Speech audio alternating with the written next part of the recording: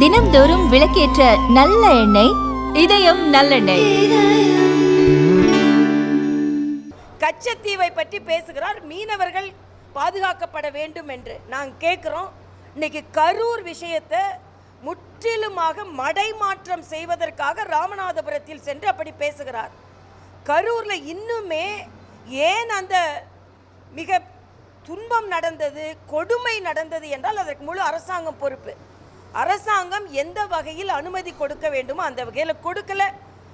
இது அரசாங்கம் எதிர்க்கட்சிகளை அவங்க ஒரு நிகழ்ச்சி நடத்தணும்னாலே கடைசி நிமிஷம் வரைக்கும் அவங்கள தொந்தரவுக்குள்ளாக்கி 10 மணி வரைக்கும் எங்கே நிற்கிறது, எங்கே போகிறது, எந்த இடம் இன்னும் சொல்லாமல் அவங்களை பிரச்சனைக்குள்ளாக்கி ஒரு நிகழ்ச்சியை நடத்த விடாமல் பண்ணுறதுல திராவிட முன்னேற்ற கழகம் மாடல், திராவிட மாடல் இன்று திமுக மாடல், திராவிட மாடல் இன்று செயலாற்றி கொண்டிருக்கிறது.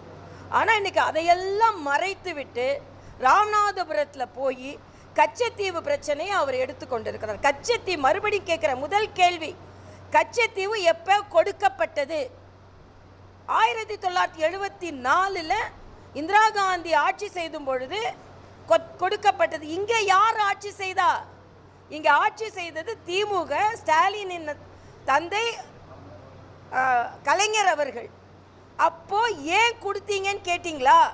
கேட்கல. ஏன்னா அவங்க மேலே ஊழல் குற்றச்சாட்டு இருந்தது. அதை பற்றி ஒரு பேச்சு கூட கிடையாது. ஆனால் இன்று கச்சத்தீவை நீங்கள் யூபி அரசாங்கத்தில் இருந்தீங்களே, 5 அமைச்சர்கள் இருந்தாங்களே, அப்போ கச்சத்தீவை பற்றி பேசுனீங்களா? இப்போவை விட மீனவர்கள் கொல்லப்பட்டார்கள். ஆக இப்போ ஸ்டாலினோட நோக்கம் என்ன என்றால், கரூர் போன்ற சம்பவங்களில் மக்கள் பாதிக்கப்பட்டு கொண்டிருக்கும் பொழுது முற்றிலுமாக மடைமாற்றம் செய்வதற்காக கச்சத்தீவை பேசிக்கொண்டிருக்கிறார். இப்படித்தான் மக்கள் நலன் சார்ந்த விஷயங்களை விட்டுவிட்டு ஏதோ ஒன்றை பேசிக்கொண்டிருப்பார் ஸ்டாலின் என்பதை நாங்கள் இங்கே பதிவு செய்கிறோம். அதே மாதிரி இன்னைக்கு கமலஹாசன் போயிருக்காரு. எவ்வளோ நாள் கழிச்சு போயிருக்காரு? போயிட்டு எல்லாம் சரியாக இருந்ததுன்னு சொல்கிறதுக்கு முதல்ல போனவங்களுக்குலாம் தெரியும்.